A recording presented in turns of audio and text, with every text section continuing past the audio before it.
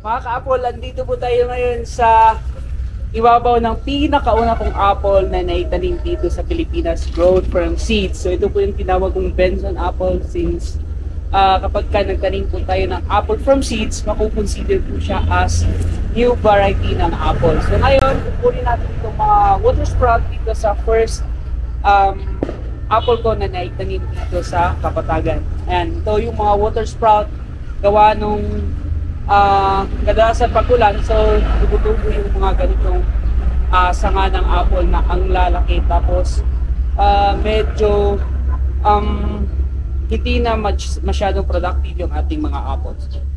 Dito po meron na po siyang mga konting mga start na po yung flowers, yung iba kasi tag-init na or medyo mataas na yung init dito sa Kapatagan. So ayan, kukunin natin itong mga water sprout na to.